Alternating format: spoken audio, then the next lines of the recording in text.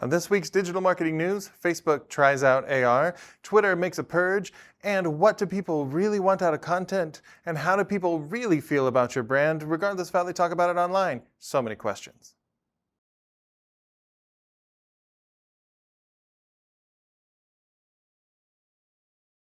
Welcome to the TopRank Marketing Digital News. I'm Joshua Knight, filling in for Tiffany Allen. And I'm Annie Luman with your first marketing story. The latest purge taking over the news is not a dystopian horror film.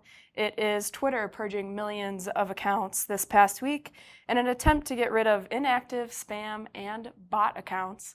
For example, Katy Perry even lost 2 million followers. Rest in peace. Yes, and it never feels good to see your network go down, but it does mean that you're getting rid of fake accounts, which you don't want anyway. It hurts your engagement metrics, and it keeps you from accurately measuring your following. So in the end, it's not about your followers, it's just a vanity metric. It's really about whether your followers are engaging with you and your brand. Right, and all those bots on those paid accounts are not. They don't care about you. They're cold, unfeeling robots. Yes. Speaking of cold, unfeeling robots, Facebook is trying out a new feature as well this week. They are rolling out R ads. So any pirate that's on, no.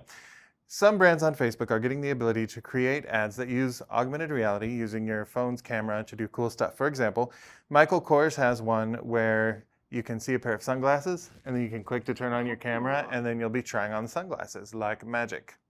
So a couple of beauty apps like Sephora is doing one, Wayfair for home furnishings, Pottery Barn as well.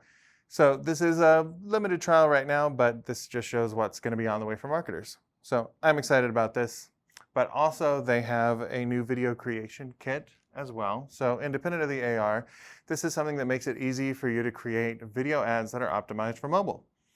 So that's fantastic. Facebook, as we keep saying, is now a pay-to-play platform, so thank goodness they're making it easier to actually pay and actually play.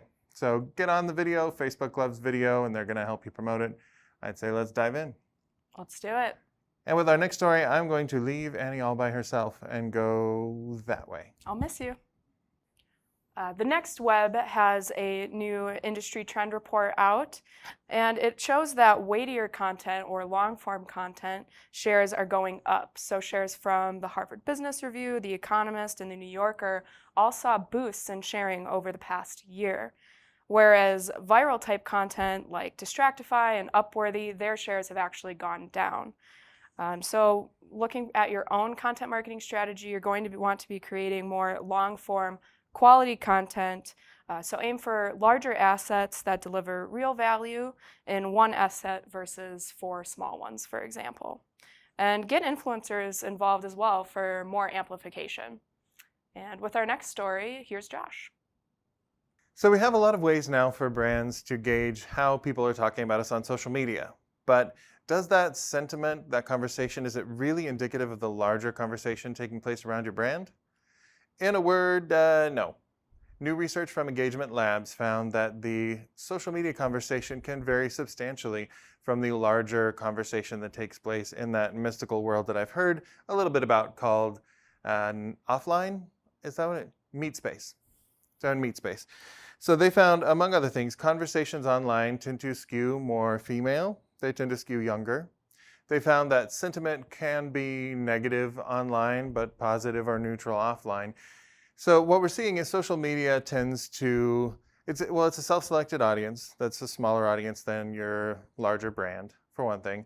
For another, social media tends to amplify a discussion. So the more extreme viewpoints tend to be the ones that come out over and over again, and the conversation can quickly get hyped up level after level. Something that is mildly annoying to someone is suddenly the worst thing ever and must be done away with forever.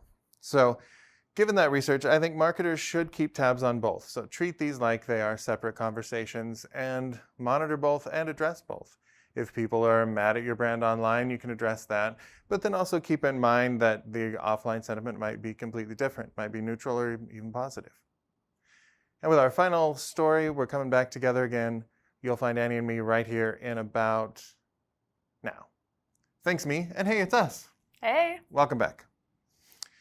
Finally, we want to talk about what millennials want out of brands, because as we know, millennials, such as yourself, Yes. are the main topic of discussion for marketers, while Gen X or Xennials, such as myself, are completely old and busted. Nobody cares. So I'm sorry to millennials, hear yeah, I'm getting used to it. that. So a new study from a DC-based company called Morning Consult surveyed, they looked at 2,000 millennials, and after they were done looking at them, they asked them some questions. They found that millennials value values of your brand almost more than what your brand does. So it's about what you stand for. 75% of millennials say that they won't buy from companies who they know have labor practices that they don't support, which I thought was interesting. But only 29% say they avoid buying from companies with different political positions, showing that politics aren't as valued as much from millennials.